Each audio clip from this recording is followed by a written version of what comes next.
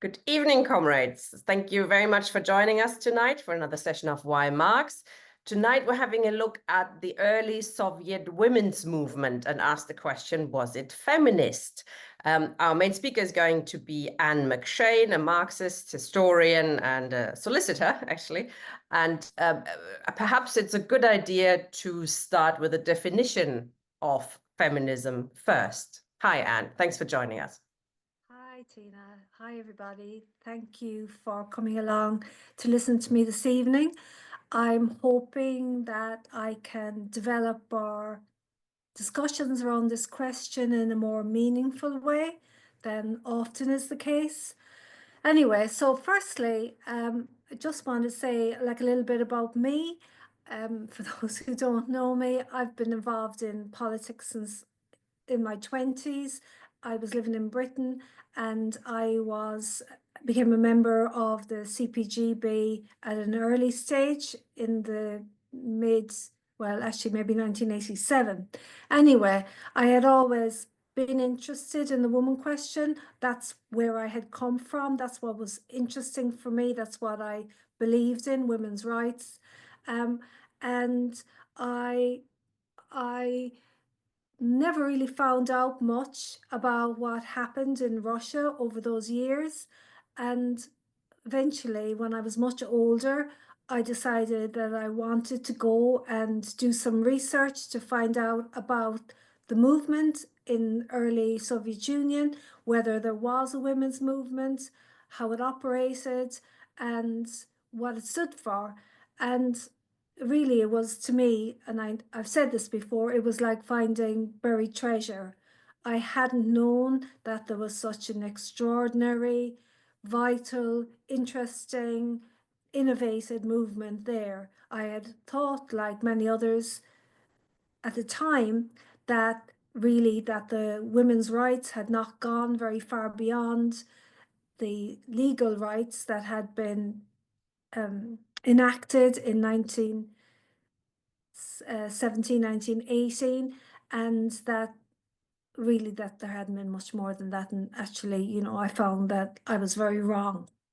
Okay, so then to come on to this argument about whether the whether the early Soviet women's movement was a feminist movement, I think that, as Tina said, we should consider a definition of feminism. Sorry, I'm just like the chat's bit is a little bit. You can switch it off so you don't see it. Yeah. Put it on the side, maybe. Yeah, it's up at the side now. That's better.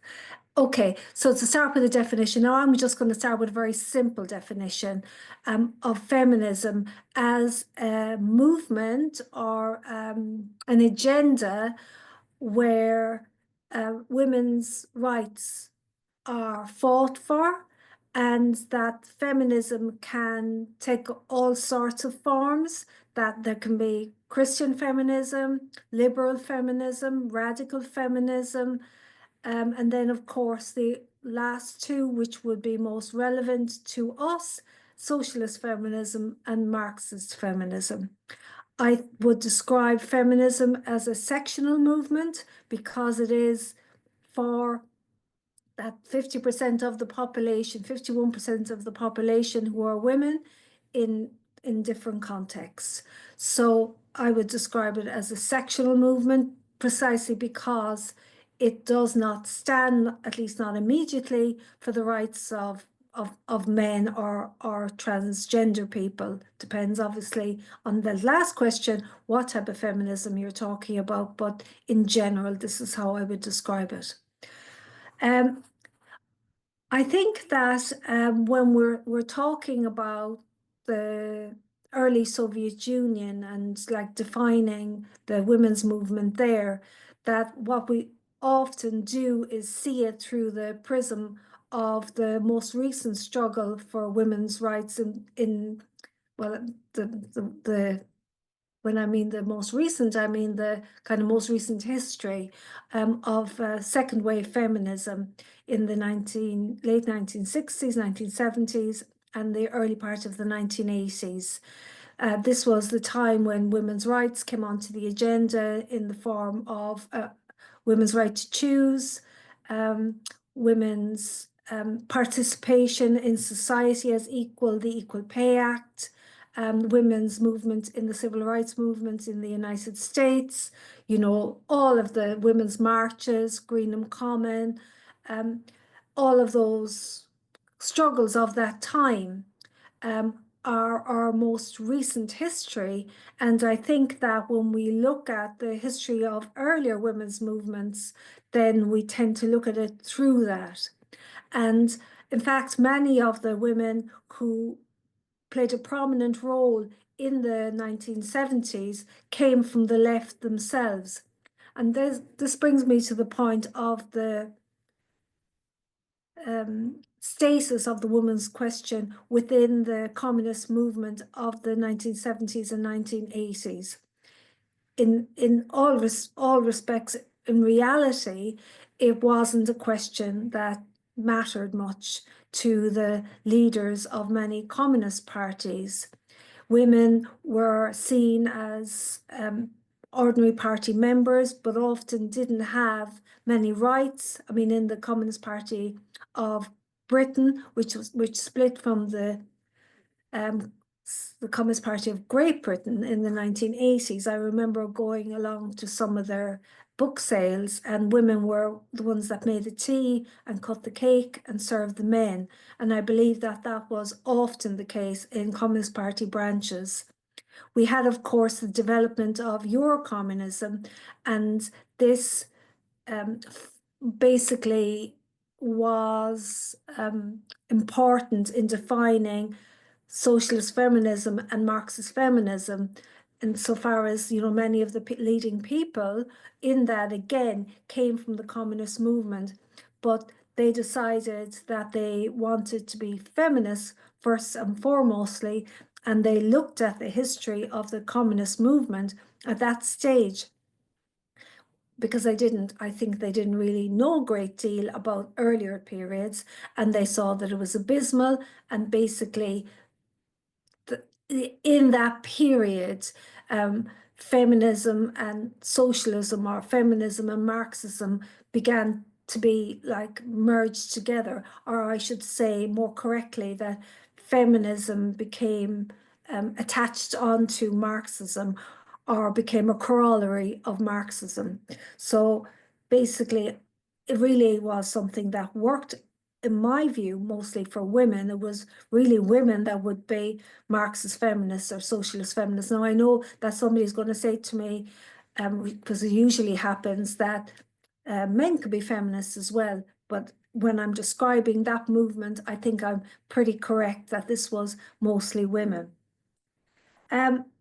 So from the period 1930 to the 2000s, I would say that there was very little awareness of the early Soviet women's movement among the left. Academics, particularly from the late 1970s, 1980s, they were writing about it, but we ourselves really did not know much about that movement. In fact, even today, there's not enough known about our own history as a movement. The Soviet Union itself and many of its satellite states, like as in Bulgaria, Yugoslavia, they prided themselves on women's rights, but this was an illusion, a deliberately perpetuated illusion. Women were not equal in those societies. Women, in fact, were oppressed by a double burden of labor, insofar as they were in the factories and they were also in the home, where in the home they had to perform the majority of domestic labor.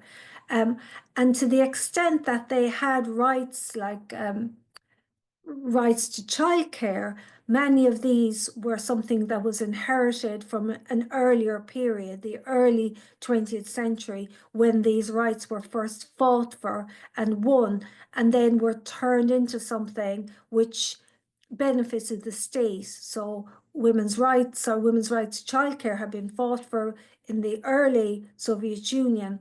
And then when Stalin came to power and started to press ahead with the mass industrialization, with creches for women became a very predominant feature of factories, because he wanted, or the bureaucracy wanted, women at work. But it had been again. I'm not saying it didn't remain again, but it was certainly something that was weaponized. Okay, so now just to turn to the Gel itself and the kind of ideas that it was based on, and its attitude towards feminism and how activists themselves saw. So people here, I'm sure many of you will know about Clara Zetkin, the very famous woman Marxist leader in the Second International and the Third International. She was one of the most important individuals for the women's socialist movement, which began in the early 1900s during the existence of the Second International. So Zetkin and others before her, including Eleanor Marx, had been fighting for women's rights within the Second International. From its very inception, in fact, they had been putting forward demands, but they hadn't really managed to root these demands in the international itself. Everybody put their hands up at congresses to vote for women's equality, in the fight for votes, women's equality in the workplace, etc., etc. But it never actually was implemented. And the most important struggle of the time was for women's rights, not as a sectional demand, but as a core part of the struggle for democracy in the working class struggle. So the struggle for votes was as part of a struggle for the supersession of capitalism, so that political rights would be utilized in the struggle, as I say, for socialism. So the struggle in the Second International was between those, particularly from Britain, who argued that there should be a phased approach to the vote for women. And this came from the Fabian Society and the Socialist Labour Party at the time. They argued that the Second International should support the women's suffrage movement, and that the women of property in the women's suffrage movement would be the first to get the vote on behalf of the movement as a whole, and that their sisters, their working class sisters, would follow soon afterwards. Zetkin fought against this very fiercely on the basis that this was a feminist strategy, it was sectional, and that the fight for women's liberation should be part and parcel of the fight for working class liberation, and part and parcel of the fight for universal suffrage.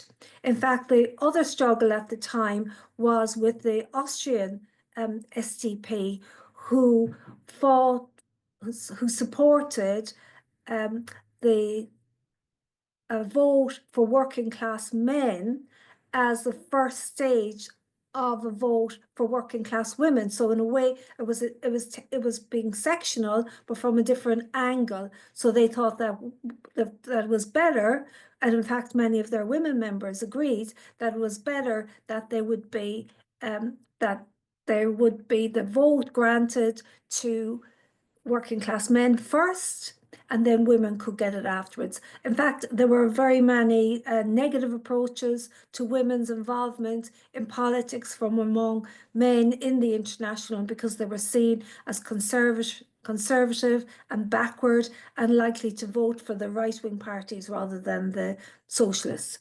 Anyway, they fought that battle, and they won that battle. Except in Britain, where the Fabians came back to the second conference of the socialist women having supported the suffragettes in their struggle and having not fought for universal struggle. So I think that's the first question where they differentiated themselves from feminists. People often say, well, particularly academics, that the difference at the time was that these were all bourgeois feminists, but I myself would differ with that. I don't think all of the suffragettes were bourgeois women. I think many were working class women who became involved in that struggle because they saw that as the way forward. So therefore, when Zetkin was arguing against this and joined by others, she wasn't alone, as I've already said, but they were arguing for working class women to take up their struggle in the workers' movement as a whole and not attach themselves to bourgeois women. So anyway, so that was the first question. So secondly, the other issue was about how the fight for women's emancipation would come about.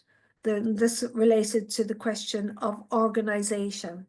So Zetkin had been fighting, as I said, within the International for the women's struggle, women's rights to be placed at the core, and was only formally successful.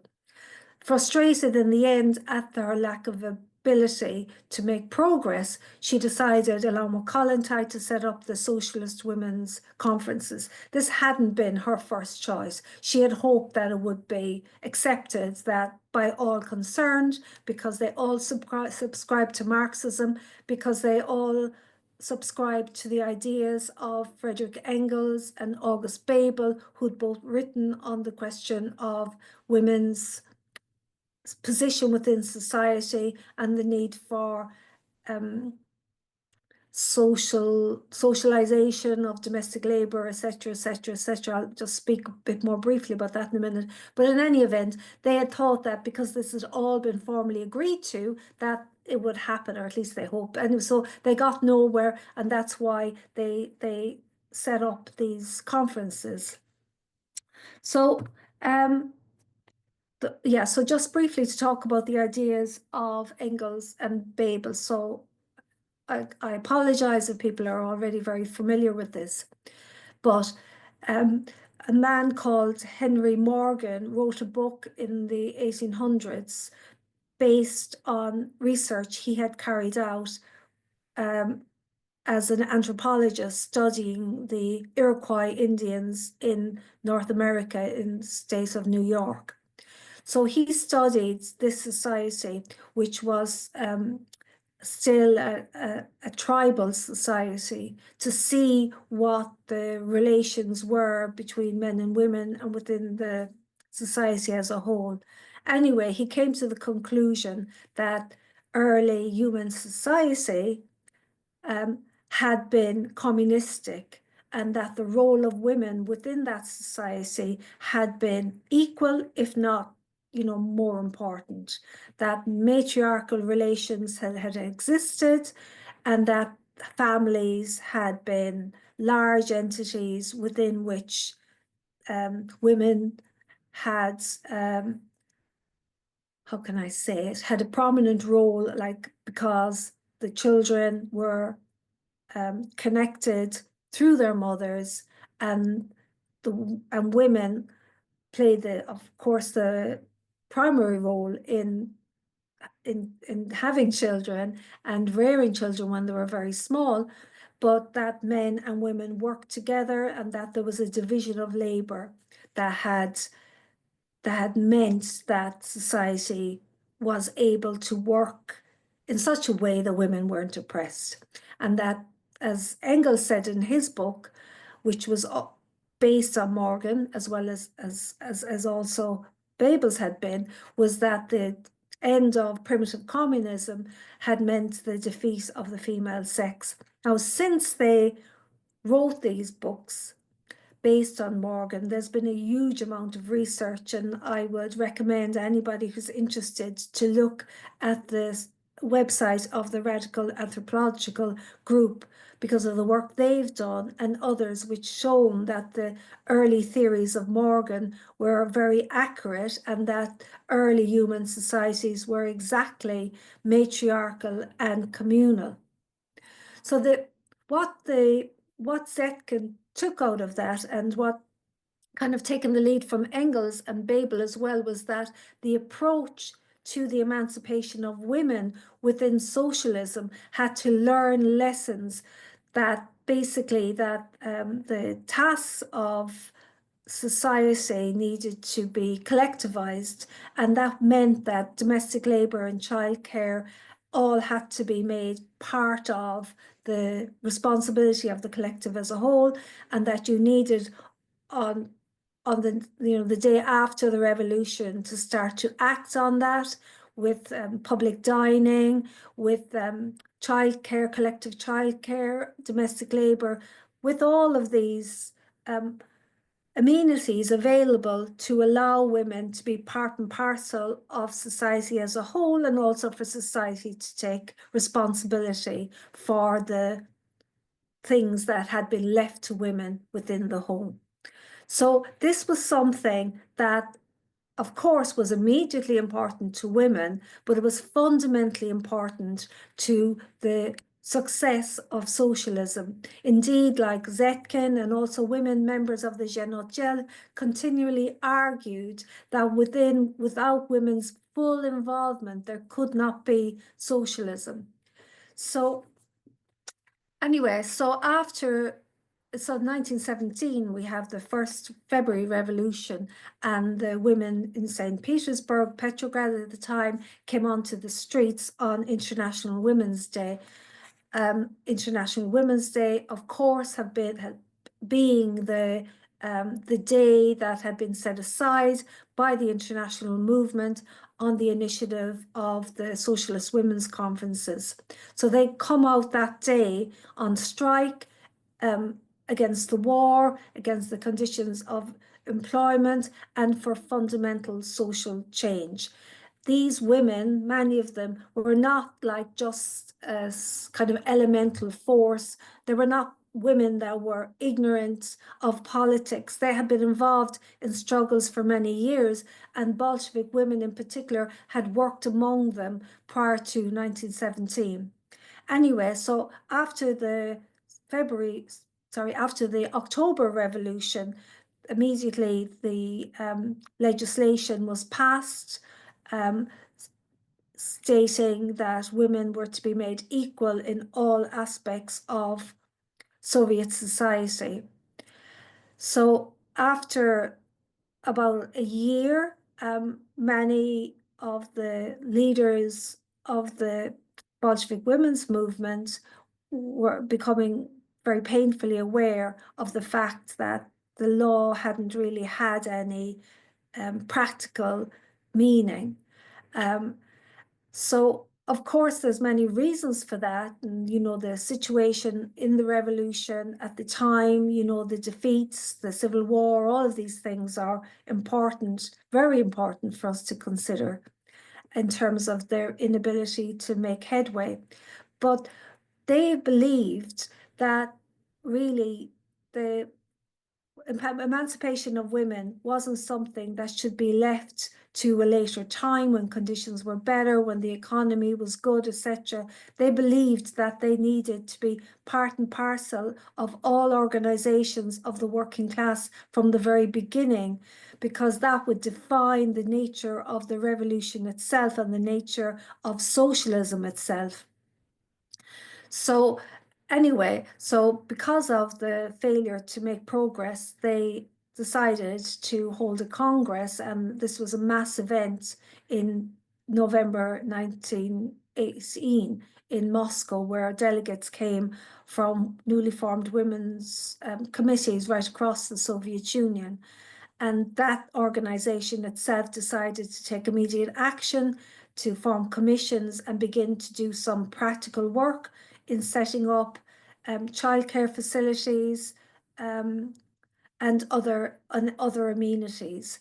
So after some time, some months, the Gel was formed, which was basically the Central Committee saying, yes, we can see that was a good idea. We agree that this is important and we'll take it under our leadership as a party.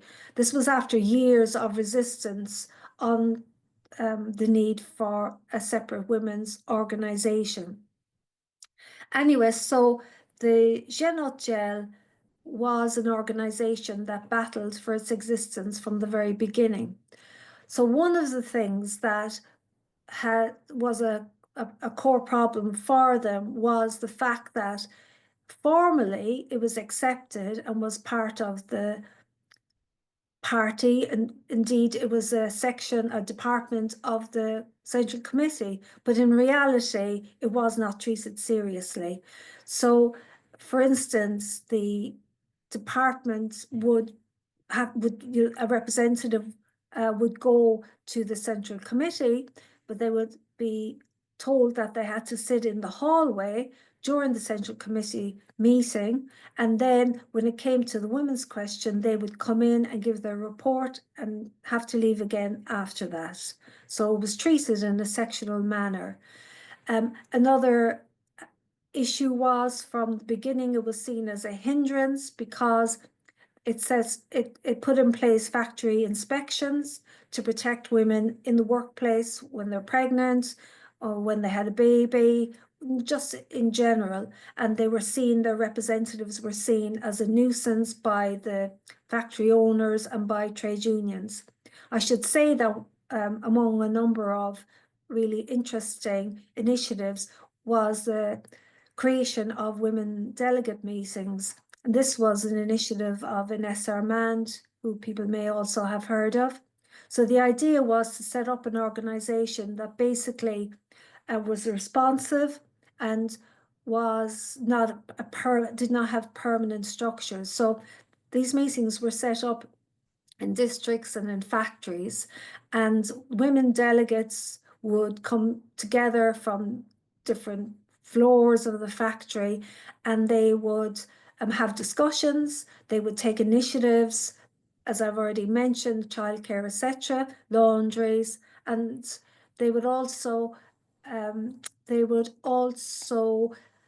select delegates to go for training in different government departments and factories so that women could become more educated in the workplace, and then the woman that had been a delegate would come back and train others. But delegates were often treated very badly. Again, they were seen as a nuisance, and in a situation where there was enormous pressure at the time, like, it was argued that this is the last thing we need to be doing. We're not able for this now. And what often happened was that they were called feminists. So they would be in a situation where they were stuck in the middle, where they wanted the men in the Communist Party and in the Soviets and unions to be on their side, and found that they weren't. They were determined not to give up their struggle, so they ended up being marginalized and being depicted as feminists, when they themselves said, well, we're not feminists. We're not feminists because we do not believe that this struggle that we are fighting is for women alone. This is a struggle of a transformative nature for society as a whole, because it will dictate the kind of socialism we have if women are integrated into the struggle as equals. It's not to say that all of the men in the leadership or otherwise were equally negative. Men like Zinoviev, Preobrazhensky, and very famously Lenin did support them, and Preobrazhensky and Zinoviev were on the editorial board of Kommunistka, which was the journal's central paper for its activists. So there were some that supported them, but in general, it was seen as something that was marginal, and it struggled to make change was always limited by this. Nevertheless, it had a very, very loyal base among working class women and further among peasant women, because they created the organization not just in the cities of Russia, but right across the Soviet Union, including in Central Asia, where I have done my research in Glasgow University on. So it was an extremely dynamic organization, but obviously it was up against the odds because of the situation in the Soviet Union at the time. But as well as the situation they were in and the practical limitations on what they could do, there was this lag of male chauvinism within the party. Indeed, if you read Memories of Lenin, well, no, actually, what's it called? No, it's not Krupskaya's book, it's Zetkin's book, Conversations with Lenin. He talks to her in an interview in 1921 about the chauvinism within the party among men and how despicable it is that they should have this attitude. So there was that problem, which of course you think about the time, you know, it was new for women to be involved in work and, you know, other activities outside the home, and perhaps attitudes were more reactionary then than they are now. So, okay, so I think I've shown you what they were for and what they struggled with. And I believe that you can most definitely say that they were women's liberationists. And you can also definitely say that they were at the forefront of the struggle because they were the ones that were experiencing the inequality. And that's something that's very true. You know, women do experience the inequality, but that doesn't mean that men should not struggle alongside women. I mean, I'm a white woman. I don't experience the inequality of Black and Asian people that Black and Asian people do, but I don't think I need to experience that in order to fight for their liberation. I may not really understand it as well. And maybe like you know, they should have autonomy if you're talking about self-emancipation. But at the same time, I think that the same principle is true. That women's liberation should not be left to women alone. So I think I've kind of covered everything I wanted to say. I hope that it's been of some use to you. I continue to be involved in debates over this question of whether they were feminist or not. Like it can seem like not really important, you know, whatever they call themselves. If they were for women's emancipation, then that's the only thing that's relevant. But I do think that it makes an important difference, because I think that their struggle shows how important it is for Marxists to see socialism and their struggle as something which is universal and which incorporates all parts of the working class, and which has a vision of socialism which is not just economic, but is something which is more to do with us as humanity. And I also think that the fact that it is still often said that, you know, women's emancipation won't be achieved until communism can lead to the idea that we have to wait. And that was something that the Gel was not interested in. They did not want to wait. And I don't want to wait. I don't think that you should wait. I think that you should be involved, shaping the process from the very beginning. And I don't think you would be doing that if you said you were a feminist, because I think you would be I think you would be cutting yourself off from the struggle, the Marxist struggle. And also, just finally, I think that if Marxism is meant to be a universal strategy, we'll say, a set of ideas, a guide to action, then why does it need feminism to be attached to it? Why does it need another form of ideology? Why can't it, as a strategy, incorporate the woman's question? Why can't it educate men so that they perhaps, like, while not experiencing it directly, can feel just as passionately about women's liberation as men? That's it, Tina. Brilliant. Thank you very much, comrade. That was a really interesting tour de force through a number of issues to do with the women's question. So thank you also on touching on what's usually translated as primitive communism, but actually was in Marx and Engels, Urkommunismus, which is a much better translation, original communism, that period when people lived in egalitarian societies with each other rather than against each other. And as you say, children were incorporated into everything when they're sharing children were everywhere. It's not like here where the woman has to look after the children, and a lot of the discrimination of women is based around child rearing, and that you caring for parents as well as for children. So it's a very interesting. It does crop up occasionally, doesn't it? The question of Marxist, feminist. Can you be a Marxist feminist? Can you be a is that not a doubling up? Can you be a Marxist without being a feminist? Or can you be just a feminist?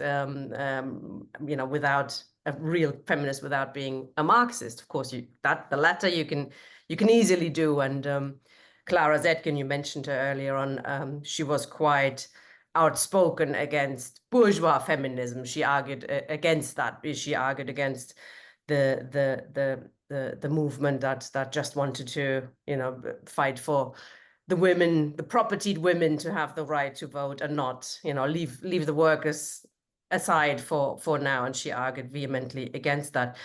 Now, on the question of organizing, that is still an interesting issue. You seem to say they only organized separately when it turned out that the main party didn't really fight for their demands, did it on paper, but didn't really do it, properly. So they felt the need to get organized, etc. How do you see that tension today? There's still a sort of sectional issue, danger, isn't it, that when women, or when in working class organization, when women or Black people or ethnic minorities get together to form their own caucus, what does happen sometimes is that it becomes almost a different organization, and often tensions develop. How do you see that? How could how should a working class organization solve that issue, and what can we learn from our past on that, in your view? And comrades, if you have any questions or comments, please click raise hand and I can bring you in. So yeah, so it's a very difficult one, because I think that it's important for people to be allowed to self-organize, because you maybe will feel more comfortable with other women present. Some women don't like to speak in meetings, for instance. They feel intimidated by men. Sometimes in left-wing organizations, men are, well, sometimes, often, are quite domineering, and it can be very difficult to speak up against them. And you are socialized into an idea of yourself as more, well, like maybe this is just my generation, maybe young women today feel more confident in relation to men, but I don't really think so. I think our socialization doesn't make us feel like we can stand up and argue as well as men. Women often put themselves second to men. So I think that it's a difficult one. I think though, like, unless you absolutely have to, I don't think it's a good idea to have a permanent form of separate organization. Like in when I talked about the different organizations, part of it was that they wanted that to work among working class women, and the party wasn't interested, so they had to do it. And to be fair, it probably did need to be women that went out there and did it, because women in the working class in that era wouldn't be used to men coming up to speak to them about issues like, breastfeeding or something like that. They couldn't have done that.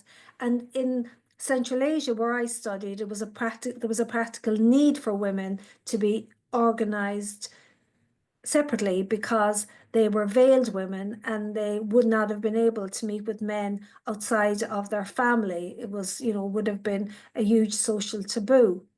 So I think that having a separate organization, a permanent separate organization, is a mistake. But I think that, that there is nothing wrong with self-organizing. And I don't know whether this should happen within a party structure. Like, I know the CPGB would be against having a women's section for the reasons that you've spoken about, because it can become like very separate to the rest of the organization and develop a different kind of politics. And it can lead, and will invariably will lead, to the women question just being the preserve of that group. But sometimes you do need to focus on a subject, and not all the men are interested. And no matter what you say or do, you just can't get them to pay attention to the question. So for instance, if you want to recruit women, what should you do? Should there be a women's section, or should some women come together to go out and recruit women? Or like, the men should be involved, but invariably it doesn't really happen. I don't think a lot of notice is taken of these issues, or issues like childcare, having meetings at times when women can go, having childcare facilities available so you can actually go to these meetings. I think that it can be necessary. I'm sure that, like, I'll be condemned by some people for being a feminist for saying those things, but I think in my experience, if you're just waiting around for men to do things, they won't happen. Quite, no.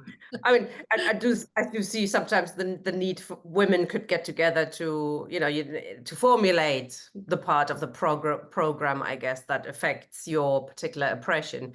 And, if you don't have to care for either, a child or elderly, parents as well, that often falls to the woman, is actually mostly ignored. That these are issues that men don't usually have to deal with. And if you don't experience, it's like, Rishi Sunak, what does he know about how normal people live? He doesn't, and it showed, etc. So I think there is a certain point and a need for women to get together, at least to formulate those things, perhaps. But a permanent organization, that is, I think, when the issue arise, when problems possibly arise, then.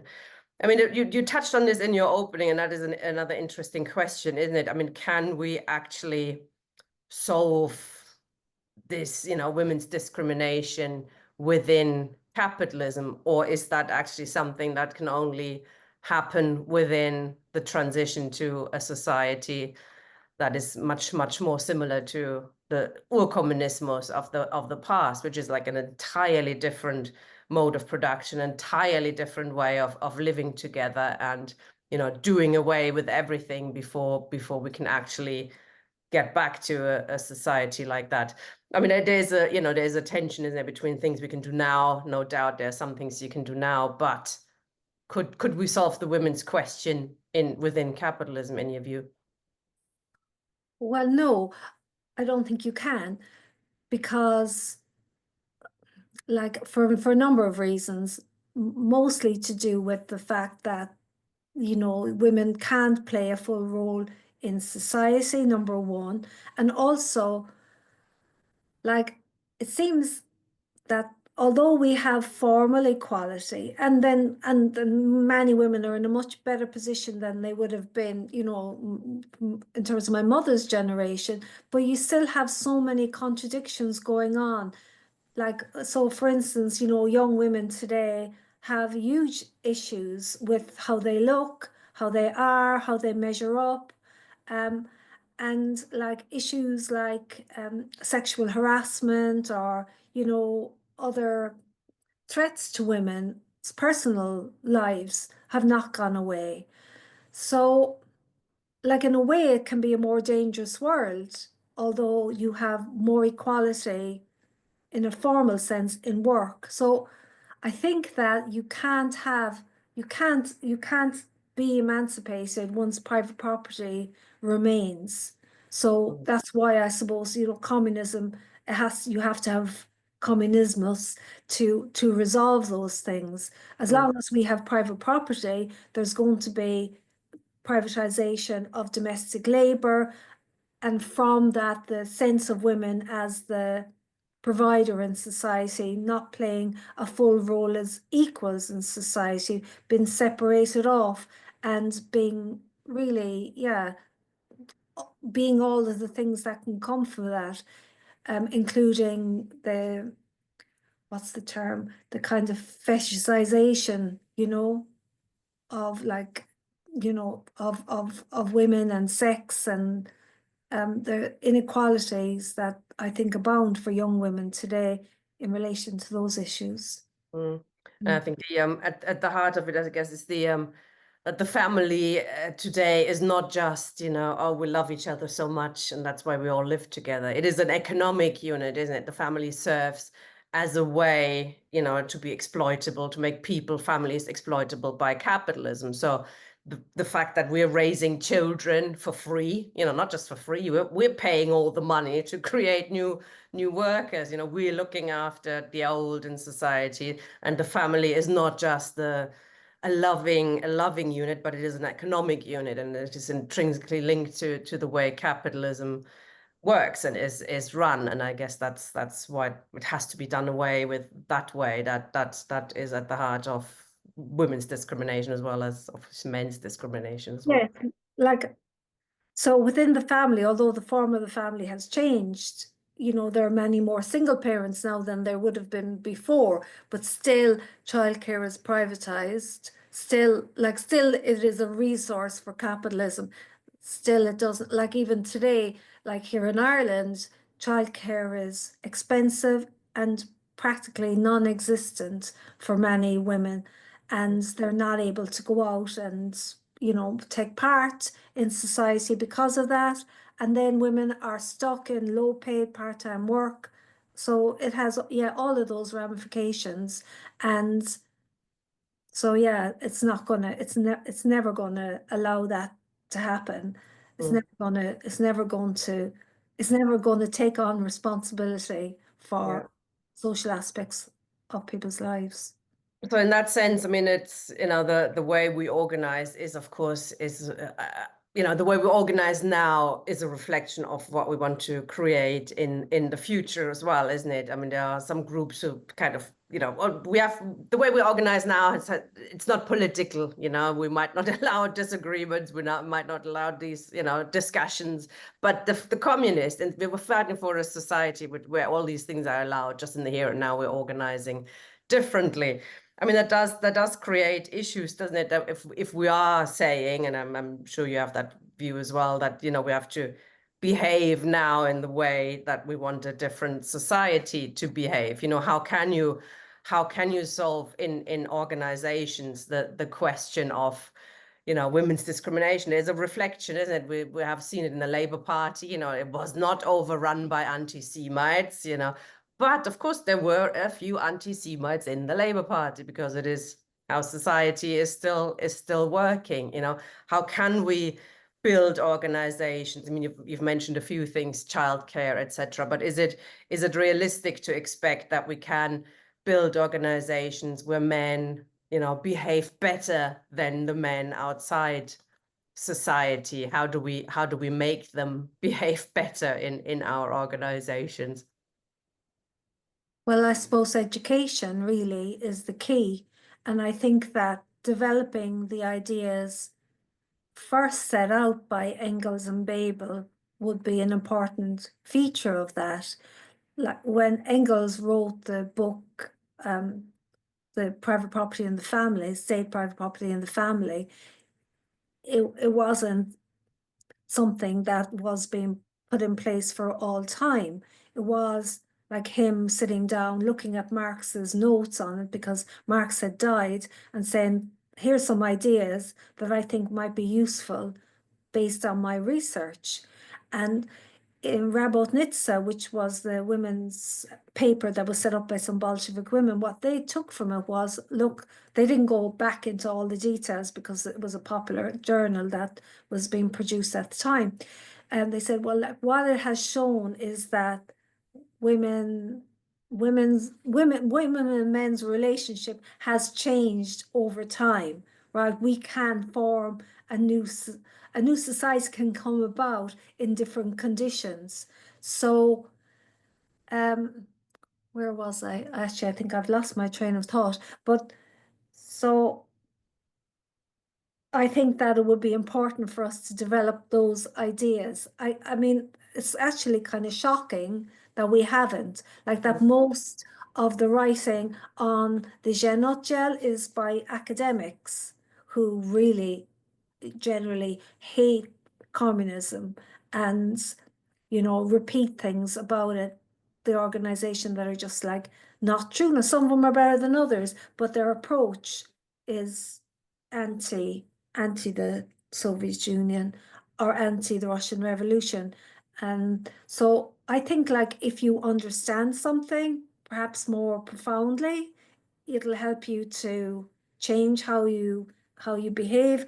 I don't know, it's a difficult one because you're not going to have like little microcosms, or maybe are you? I don't know. Yeah. So often you do find that men outside the party can actually be better.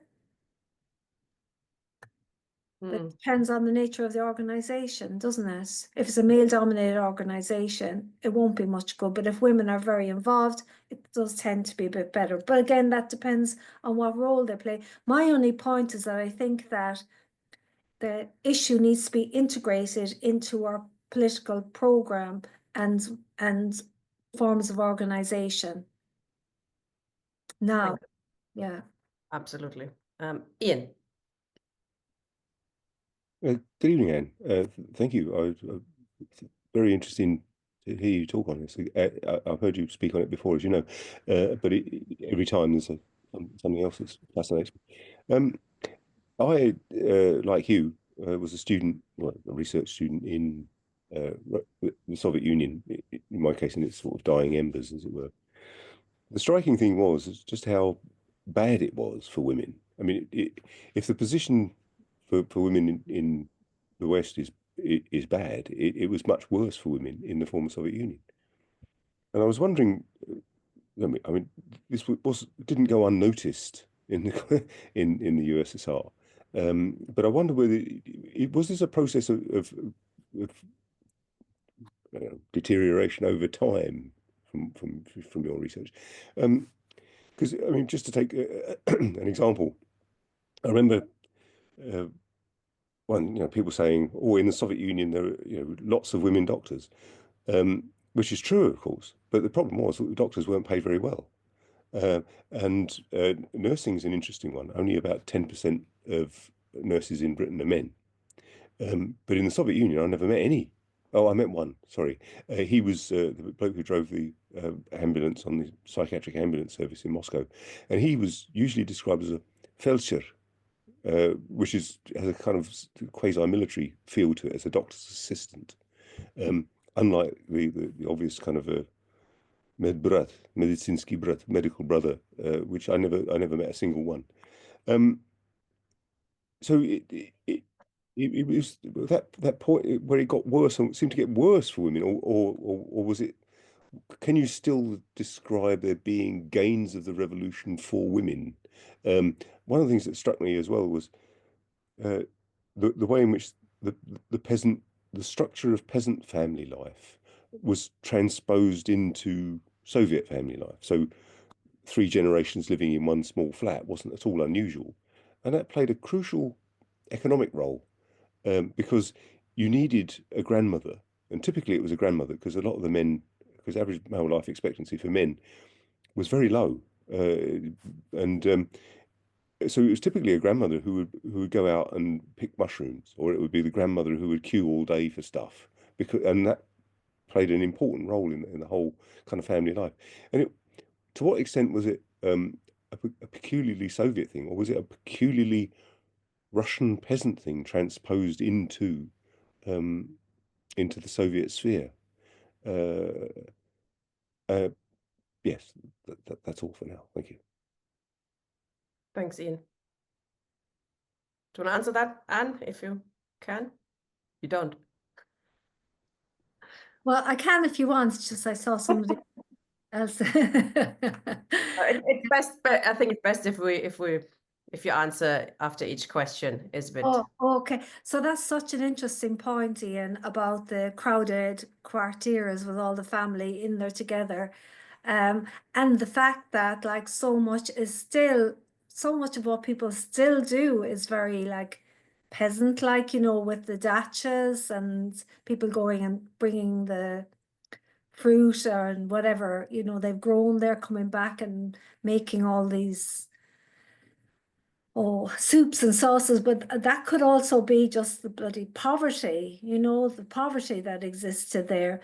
So I don't know. I think it's really contradictory. I actually don't know as much about that after period as I do about the before 1930, but I have read some research which shows that basically, so for instance, the depiction of the woman on the tractor, the tractoriska, with the scarf, that very powerful image, that was something that, well, women who were tractoristas also had all of that other stuff at home, right? But they did enjoy the independence of this job, and that was of value to them personally, and they saw their work as important. But it didn't. So, and then doctors as well, they really, women valued their work if they had a job that was worth valuing, but they still had to do all of the other things. Maybe not childcare so much, because there were often nurseries or creches and factories, but all of the other stuff at home all had to happen. And there was this, idea of like Mother Russia, this all consuming powerful woman who could be everything to Russian society, and on whose labor the survival of the Soviet Union depended. So there were all sorts of ideas around that. I did myself read a book based on research later on in the maybe early 1980s, which showed that attitudes towards women towards the factory were generally quite positive, because they would have their friends there and they had some childcare there, but their attitude towards home and their men was really, pretty toxic. That were very unhappy at home because of what was put on them at home, but quite happy. Saw the factory or the workplace as the more positive of their life experiences. So yeah, Well, so very contradictory, I think. could I ask a little supplementary question as well? Because just focusing on a woman's right to choose, because as you know, I mean, one of the things I remember when I was in the YCL decades ago was when I was out selling Soviet Weekly. I mean, one of the things would be, well, women's right to choose is protected in Soviet law. But what I discovered later was, of course, it was a sort of long stop form of